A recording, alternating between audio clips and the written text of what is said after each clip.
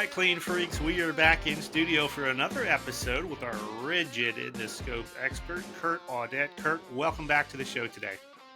Good to see you again, Hank.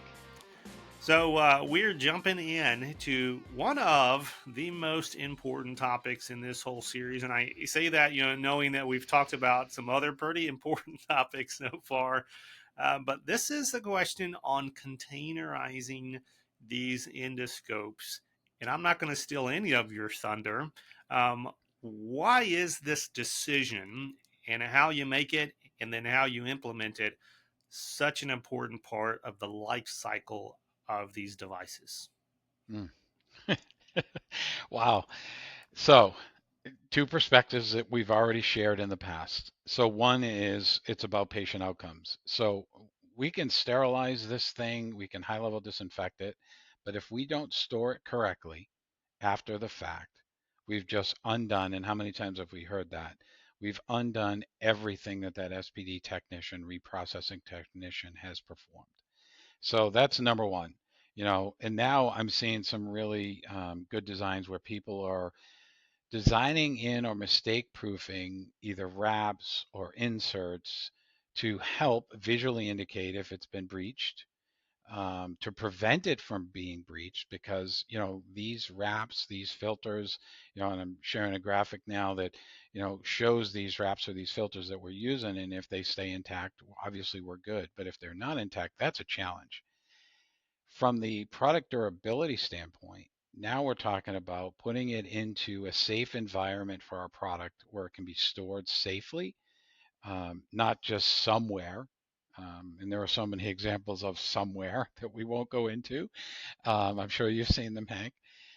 Um, but again, having containers and trays, and I use that term not interchangeably, but for me, my mindset is containers of some type of metal construction, and trays might be something of a polymer base, but again, have some way to neatly store, organize your components into that storage component, if you will.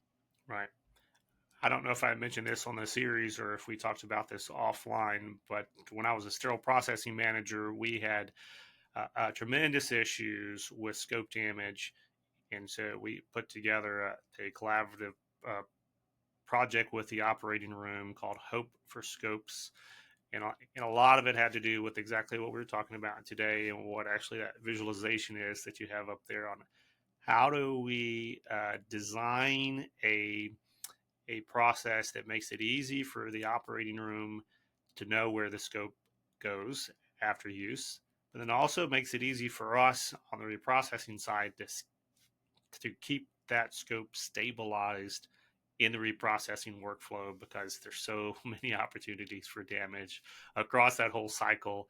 It's crazy. So yeah, really excited to hear about these different categories of storage. Is that how you would describe this? Maybe I would. Obviously, if there's a component out there, we want to safely store it. There are going to be companies who want to market a specific way to do it for different reasons. Mm-hmm. Um, One always should be patient safety. Two should be how can we protect the product. Three is going to be how can we make it more intuitive for our technicians. To your Yes. point, Yeah.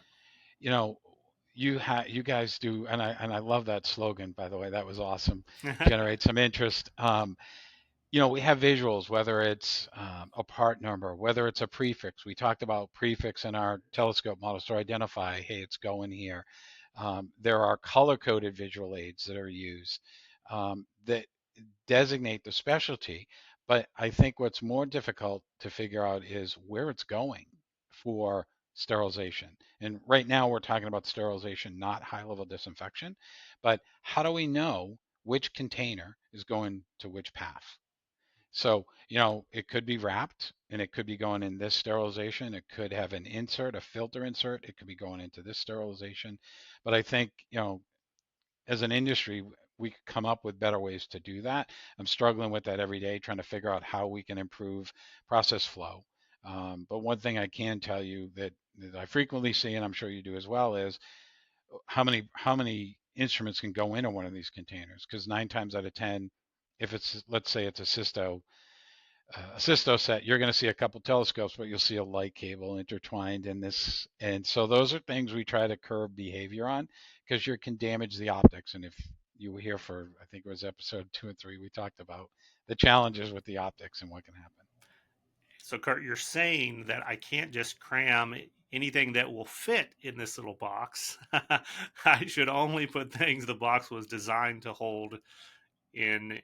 Yeah, well, I'm calling it a box, but I guess your technical term is a tray. If it's one of these inserts, right? Sure. Yes, that's what I'm subtly recommending. Okay. So another just kind of front question here. I see on your graphics. I know these are just um, uh, for example here, but one of them, only one has the top of the container pictured or the top of the tray pictured, but it looks like all of these actually have a top. Is your recommendation in general, if this protection device, this containment device, is sold with a top, it should be processed with a top? Can you speak to that? Yeah. Wow. Great observation. Um, yeah. I was working with a customer just a few weeks ago, and it's interesting. So when we look at the cage style, which we have here, you do have a top and you do have a base, but it's wrapped with polypropylene wrap. Then you'll have in the center maybe a tray like this, maybe a tray like this. These also have covers. Okay. And yes, the answer is the cover should always be placed on the top um, when it's wrapped. Um, Obviously, I shouldn't say obviously. So let's move on to the metal container. So this metal container, this is an insert to your point. This insert is placed inside of a base and a top cover. So there are some customers who may have lost the top cover, may have lost the base, may have lost both. So they choose to sterilize it in just the insert where there is no covered protection on the top. And so then there's the opportunity for the scopes to then exit and bounce around inside of that metal container because they're not securely housed within those silicone retaining clips. So great observation, but yeah, I know the point you were trying to make is we always need to have the top cover and the base securely attached. And I mean securely attached, it's not pressed on. And if there is an insert, obviously placed the correct way. And I guess this is important call out too. The tops, I think, out of everything are the ones that are most likely to get damaged in the process. The tops will crack if it's plastic, or they'll chip off, or you'll have one of the locking mechanisms will break or whatnot. And so, just be very aware on the clinician side, to identify that. But then, to Kurt's point, this is important. Like, the top is not just a nice accessory to have. It's built into the design of this to work properly. So if you have issues with the top, the whole containment device should really be evaluated for replacement or repair. And you've brought this up before. It's validated that way. Right. So during the cleaning studies, we Great point. validate it. And additionally, also be certain, I mean, not so much with rigid, but flexible scopes, be certain that that shaft or tip is not make sure it's securely attached to those silicone rings, that it's not free floating, because you can have that base in the cover actually crush down on that shaft because it has exited that container. All right. Where do we go from here? We choose which one of these that we want to work with, and then what's the next step on the pathway? So now it comes down to where is the product being stored and how is it being transported. So if we're talking about a surgical suite, a reprocessing lab, we're all familiar with case carts. We're familiar with metal containers. We also want to make certain that not only the cover and the lid are securely attached, but when they go in the case cart, we're not just kind of haphazardly placing them in there in an unorganized way. When we talk about clinics and workroom environments, then we have things that may not necessarily have compartments. So that's these trays you could call them containers, but a storage container that is either soiled or clean. And again, visual indicators here, red meaning soiled, which our audience know that, and green is clean.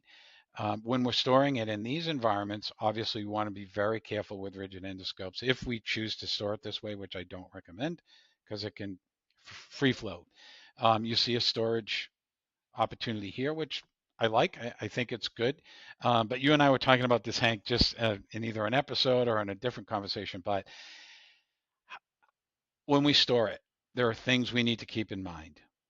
Is it protected from the outside environment? So are we using cabinets?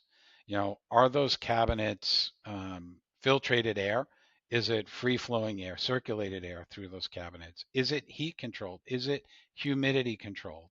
On top of all of the things, like, is that product actually stored and organized in a structured way? So those are things we have to think about in our clinic and workroom environments. Okay. Well, Kurt, we're going to wrap it for this episode. And um, as we look forward to the next two episodes, we're going to kind of, I won't say that we saved the best for last, but I think we saved one of my favorite topics for last. We'll put it that way. And it's the inspection part of this. So, we could have done this episode in any part of this process. There is inspection that plays a role even on the containment storage side of things. That we alluded to this a little bit, but you got to inspect your containers, you got to inspect your storage locations, to your point. um, all the way through there's an inspection component.